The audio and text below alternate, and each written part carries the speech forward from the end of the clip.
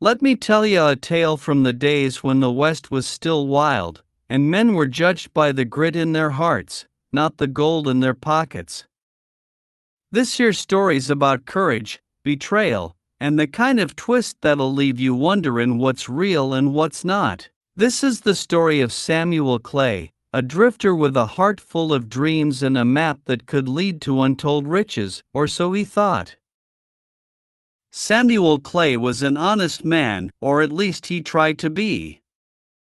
He wandered into Deadwood Canyon one blistering hot July, a tattered map clutched in his hand, and hope flickering like a candle in the wind.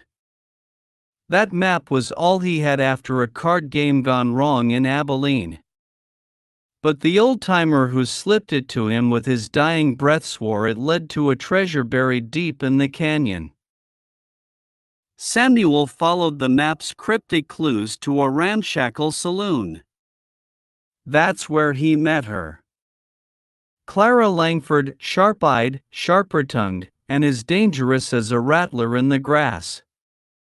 She ran the saloon and knew every secret whispered in Deadwood Canyon. Clara didn't trust Samuel one bit, and Samuel didn't trust her either. But they both knew one thing, that map was their ticket out of that godforsaken town. Samuel had the map, but Clara had the know-how to navigate the treacherous canyon. They struck a deal, a partnership born of mutual distrust but fueled by greed. But there was a catch. The treasure wasn't unguarded. Their journey began at the crack of dawn. The map led them through ghost towns and snake-infested trails. But just as they began to find their rhythm, strange things started happening. At first, it was the sound of faint laughter echoing through the canyon walls.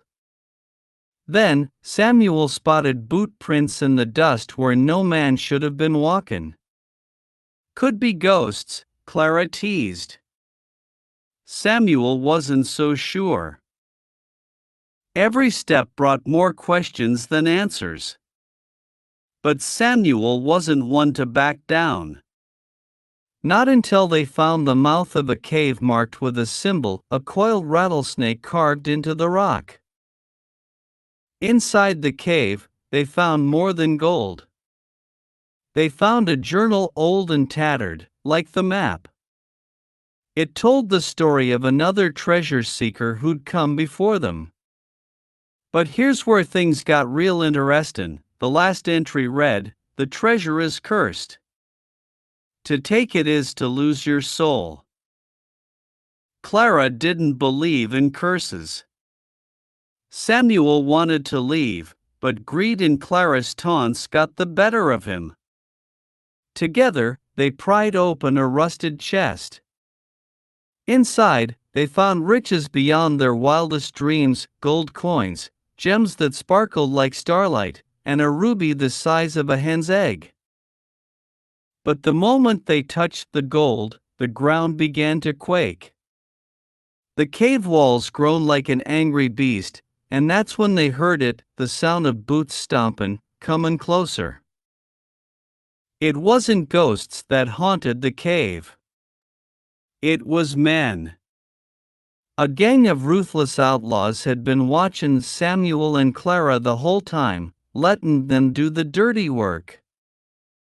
Samuel's six-shooter sang its deadly tune, but they were outnumbered. Just as the outlaws closed in, Clara revealed her trump card, a stick of dynamite hidden in her satchel. "Cover your ears, Sam," she yelled, "lighten the fuse." The explosion rocked the cave, sending rocks tumbling down and burying the outlaws. But it came at a cost. The cave entrance collapsed, and Samuel and Clara were trapped inside. They escaped, battered and bruised, but alive. But when they looked back, the cave was gone, as if it had never existed. And so was the treasure. Some folks say it was a curse that took the treasure. Others say it was Clara's greed that doomed Em.